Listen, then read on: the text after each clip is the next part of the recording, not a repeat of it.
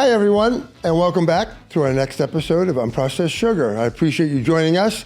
Today, we have the honor of a special guest, Mr. Nick Wallenda, hometown hero here in Sarasota, a very dear friend of mine. Our families are very tight.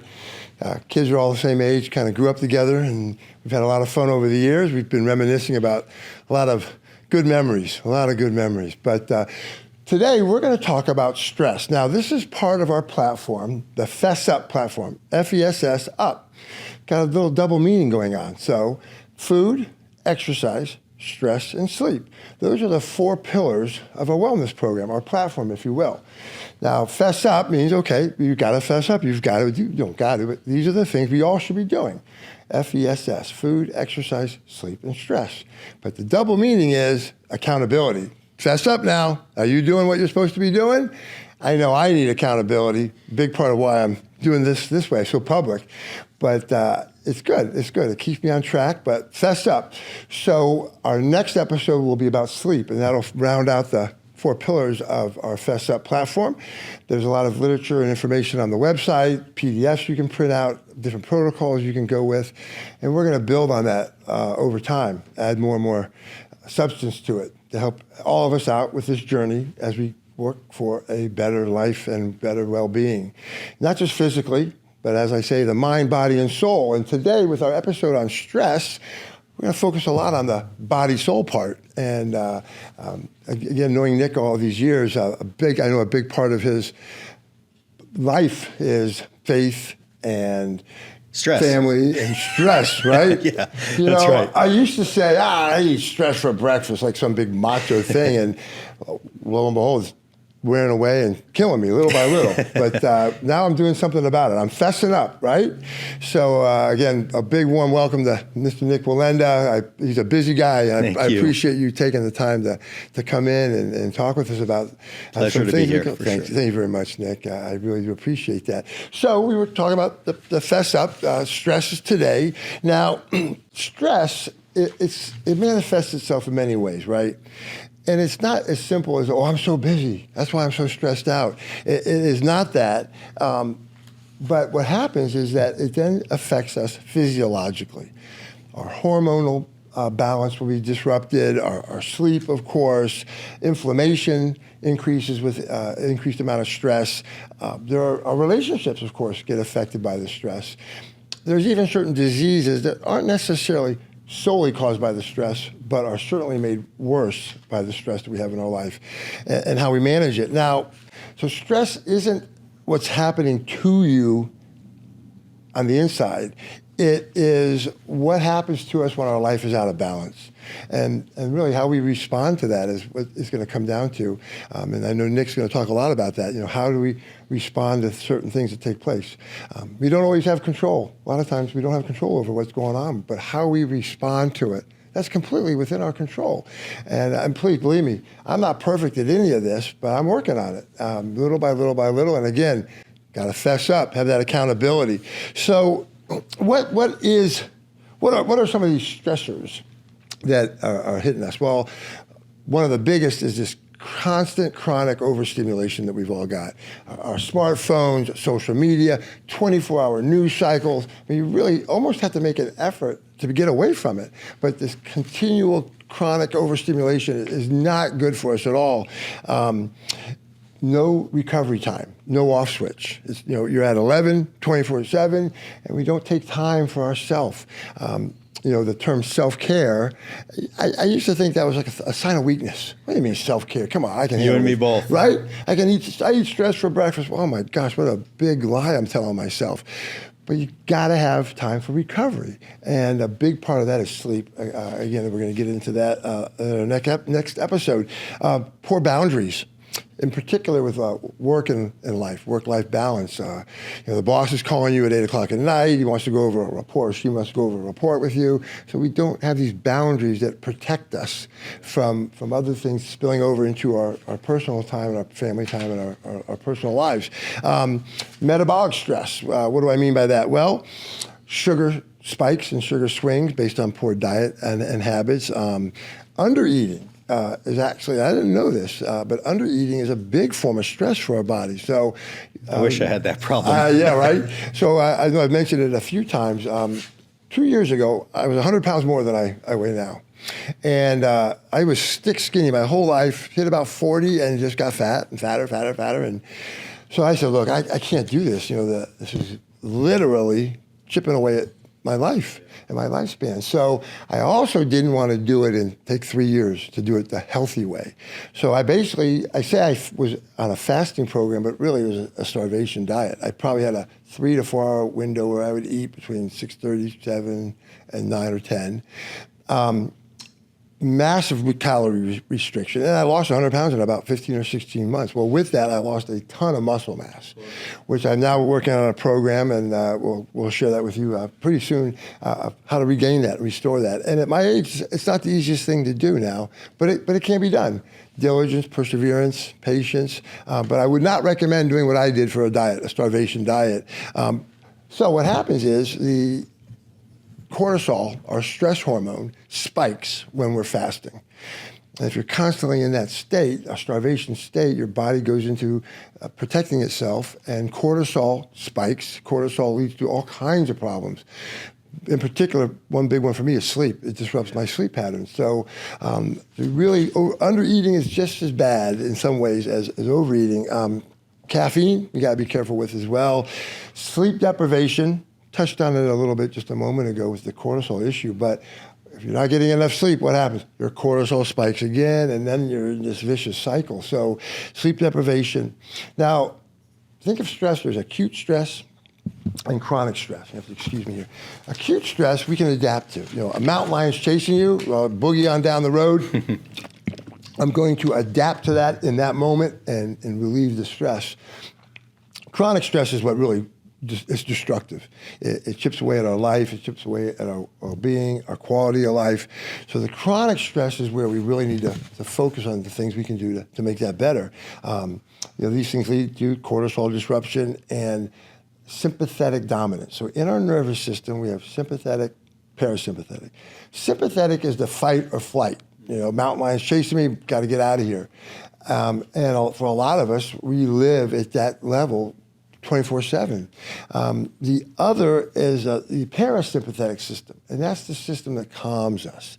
The vagus nerve is a big part of that, and we'll talk about some vagus nerve stimulation techniques. But it's like a dimmer switch, kind of brings everything down and gets us into a better balance. But, and I know we've touched on these many times before, but insulin resistance. Now, what is that? Insulin goes to the cell and it tells the cell, hey, take the sugar in our system and bring it into the cell and use it for energy. Well, when the cell is constantly being bombarded with insulin, it eventually gets resistant to it. The receptors go down. So now the sugars, the carbs, stay in the system and get stored as fat. So that's basically a real short little thing about what insulin resistance is. Our hormones get out of balance, estrogen, testosterone, our immune system gets affected by it. And any type of pain, chronic pain in particular, is made worse when you're constantly in this stressful status. So to me, stress is a balance problem. And I'm not necessarily talking about like this, but how do we balance out our life and all these multifactorial things? And that's what we're going to really get into today. I couldn't think of any better guest to talk about balance than Nick Wallenda. But it is not a static state of being, your balance. It's dynamic, meaning you're constantly shifting, adjusting. And I know we're going to talk about that with Nick. So you're never perfectly still. You're constantly making these little micro adjustments to the changing variables that are going on around you. So I think I may get this quote right, but nobody walks a tightrope by freezing. You're balanced, you're constantly adjusting. That's right. Can I get that right? Absolutely. Yeah, good deal. So how do we reduce our stress? Well, there's a few different categories. One's called foundational techniques that we can do, foundational tools. Nervous system regulation, that's pace and rhythm and breath work. Sleep is a medicine. Sleep is a stress medicine. Dr. Andrew Huberman, he's a PhD out at Stanford, is really big in this kind of space. He's a neuroscientist, And I was listening to him talk one day about nootropics. Nootropics are supplements that help brain health, cognitive health. And he would say, okay, what's the best nootropic for stress relief? Sleep. What's the best nootropic for anti-aging longevity? Sleep. What's the best nootropic for your brain cells recovering? Sleep. Bottom line is sleep. And it's something that I have very bad sleep patterns, and I think a large percentage of Americans, adults, do as well. Excuse me.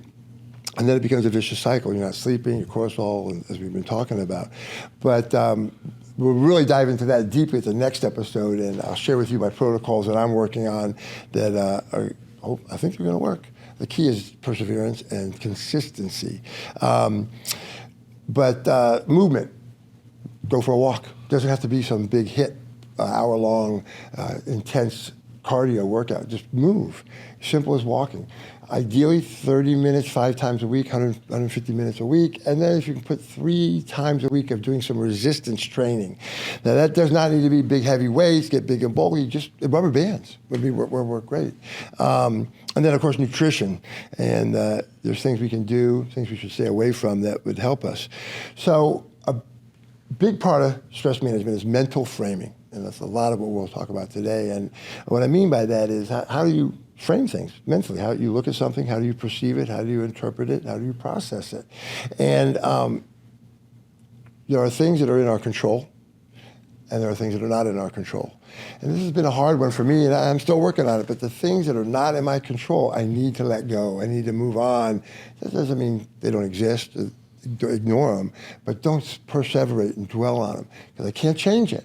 But the things I can change, let's do something about that, and that's where you can affect your well-being. So release what you can, and I like to hang on to stuff probably longer than I should. A little bit of a mind shift, all right?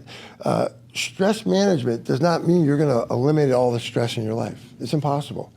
Stress is always going to be there. So accept that, know that, but now what are we going to do about it? Again, how do we deal with it?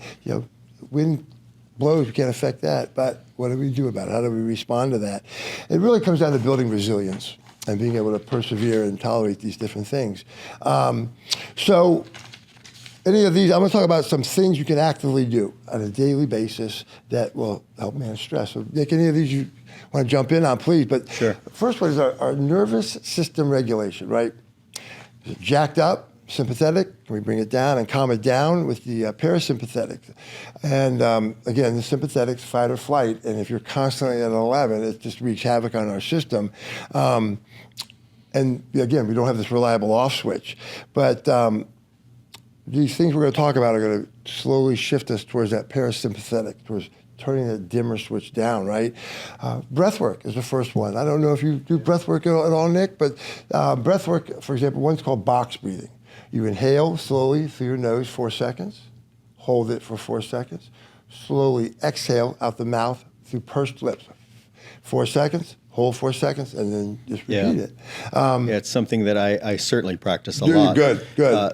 In training, and then of course it goes into action when I'm actually in the real moment. Right. And it's something that certainly works. Right, absolutely it works. And there are, I was watching a video about the Special Forces and Navy SEALs, and they teach them box breathing. They're in the middle of a mission and they're stressed, they got to get some sleep, but the military is taught box breathing to help to regulate things.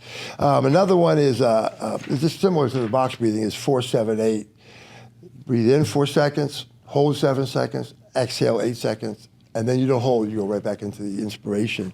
But these are not like a folk remedy. I mean, they work. They in the lab, they measure your blood pressure, your pulse. They absolutely work. A really big one, and I love, is called a physiologic sigh. I don't know if you've heard of that. And what that is, you inhale very deeply through your nose, then try to get a little bit more through your nose, and then a very long, slow exhale through the mouth. So,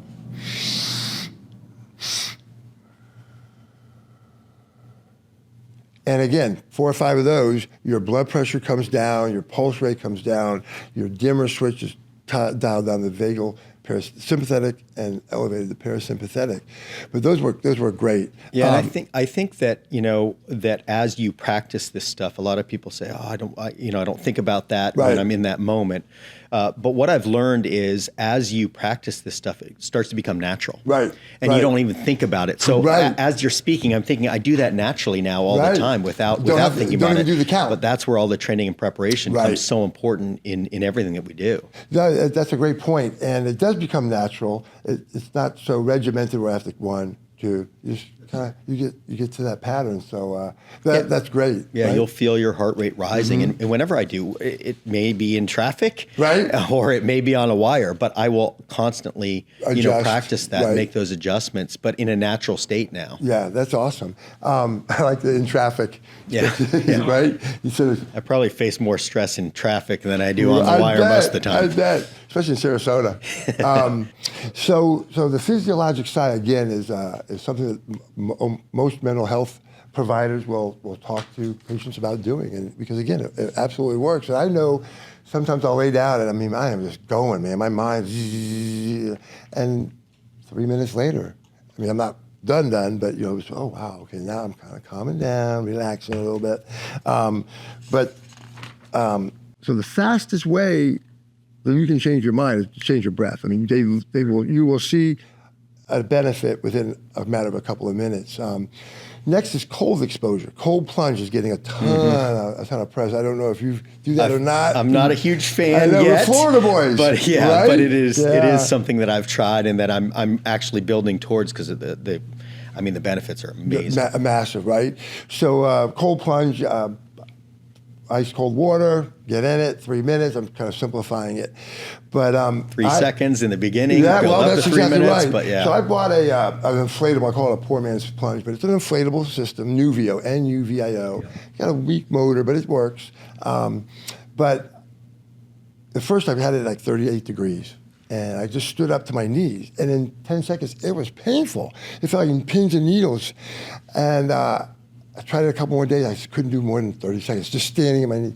Well, then one of my assistants actually read the directions. Imagine that. There you go. And it's start at 60 or 58, and every 1 to 2 weeks go down by 5 degrees. Yeah, it's all training. Right? So I'm down to, I think, 49 degrees. And what I did was just stand on my knees, 3 minutes. Then I go stand on my knees, stand up to my knees, 2.5 minutes, go to the neck for a minute. And I'm at 3 minutes now, right off the bat. And little by little, I'll get it down a little more. So much of this stuff is about acclimating. It's about training your body. But a lot of people want it to happen like that. They want to dive in head first. And I think it's so important that we're patient, that we take our time and build to this stuff. Because I think when you dive in head first, at least most people give up quicker than anything because they're like, it's too much, it's freezing. But if you ease into this stuff, and it's the same with me in my line of work. I don't start on a wire 1,000 feet above the ground in 80-mile-an-hour winds. I start on a wire 2 feet off the ground with no wind. In your backyard. And then build up and build up and build up. And that it applies to everything in life. It really does. And boy, that was hit the nail on the head. It is really about acclimating. And you just do that little by little. But your body will physiologically change to adapt to these things. I don't think it's like your blood gets thicker or thinner, but you do. Yeah. You hear, look, people up north will walk around in the cold weather in shorts. Go to the Siesta Key Beach in February, and you can tell who is from Wisconsin. Yeah, exactly. They're in shorts. Exactly. Right? Our bodies are amazing. They really are. They adjust. So adaptable, and that goes back to that, acute stress, adapt right away, and we're going to learn how to adapt for the chronic stress. So the cold exposure, what it does is your liver releases cold shock proteins, and those things have massive benefits, decreasing inflammation, one of the biggest ones. But you do get an acute sympathetic spike, but then very quickly afterwards you get a parasympathetic rebound, and that's ultimately what we want. And it teaches your brain that I can handle this. I can take on this stress, and I'm okay. So you can take a cold shower. Although the water here in Florida doesn't get too cold, but when you're doing it, do breath work at the same time that you're doing it. But that Nuvio, it's compared to the normal other cold plunges out on the market, it's not too bad. I think $1,200 I paid for the tub and the pump and motor and all that. I did buy a secondary filtration system to kind of beef that part of it up. But it's great. I think I'm 2 weeks now. I've been pretty consistent, probably 11 or 12 days out of the last 2 weeks. So I'm getting there. And another thing is you don't need to go to 37 degrees. Once you're below 50, you're going to get all the same physiologic benefits as you would if you were 38 degrees. So all this macho.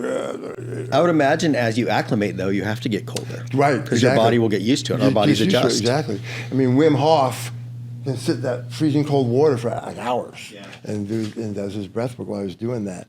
So the calm doesn't come instantly. You know, it takes time. It takes time, but it teaches you how to slowly calm yourself. But that's a great point you bring up, Nick. Myself, I've had this happen where 1 or 2 days, well, I'm not better. None of this stuff works in a day. 2-3 weeks at least for most of these things to start to see some benefits. And I always say try to change one variable at a time, because otherwise you don't know what's working. But you're absolutely right. It's a matter of slowly letting our body get used to things. Hey everyone, and thank you for joining us for part 1 of our episode on stress, how to manage it, how to have balance in your life with our guest, Mr. Nick Wallenda. Please stick around for part 2, where we really get into some good information on how to manage stress, how to find balance in your life. And who better than Mr. Highwire himself, Nick Wallenda. Please stick around for part 2.